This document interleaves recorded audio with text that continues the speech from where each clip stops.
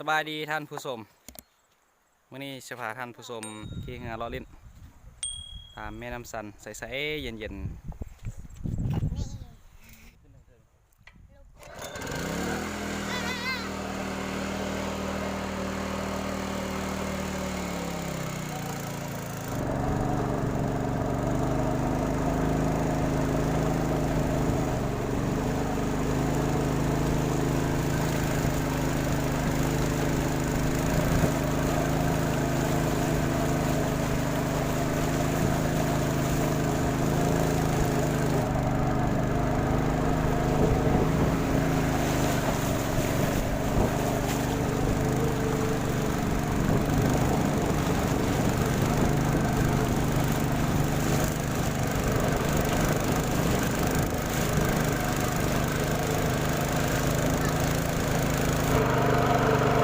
สบายดี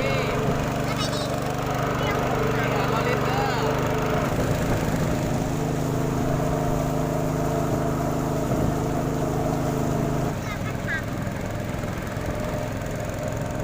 ขัวน้ำสัน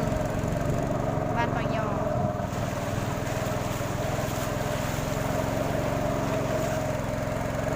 มีกำปั้น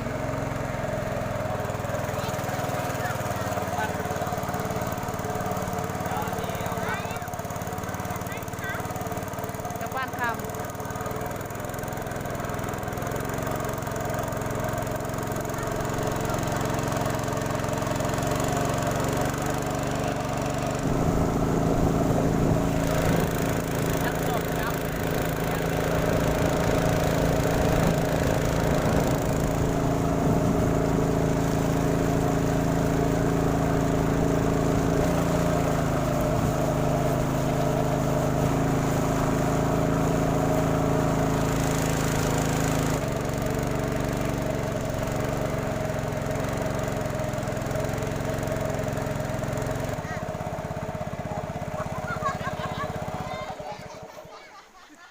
ลืมมาเบิ้งวิธีบางคำวิธีการพุดคำเฮ็ดอะไรเนาะเอาไม้ไผ่ไปดูมา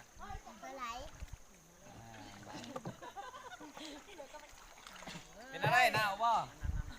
หนาวบ่มาหนาวสิพอดีอยู่ได้ป่ะ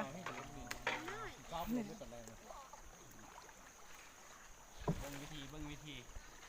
ไปไทยพุ่นปล่อยลงนิดนึงก่อนเหียนบ้างคำก่อนเธอหน้าสิมาบ้างเอาวันนี้3 เสี้ยนนี่ลึกถึงเลยถ้วยนึง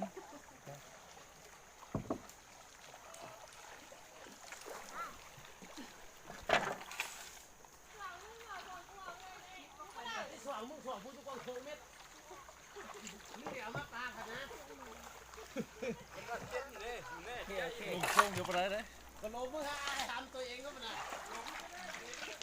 เสียนเขาเอาก็3 เสียนมึง2 เสียนแล้ว3 เสียนด้วยเนาะพุดคำเด้อพี่น้องเด้อบ้างหนึ่งไหนทำนี่นี่พุดเอาหินเอาทรายอยู่พื้นน้ำพื้นนะขึ้นมาแล้วก็บางได้บ่เนาะโอ้ได้2 โลอ่ะสันได้แล้วก็เอาใส่ถ้วยฮะเนาะ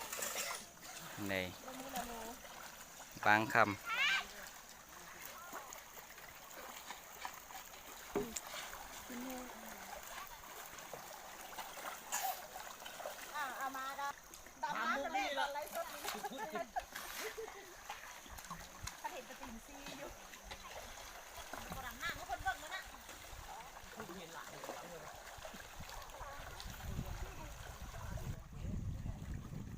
จะทีแต่ว่าไทยไปทางตะเวนเนาะมืดหน่อยนึง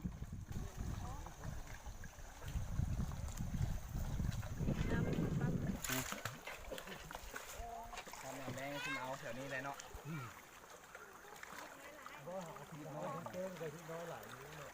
ไก่นี่เขาเอาแถวนี้คือว่าบุญมีอ่ะ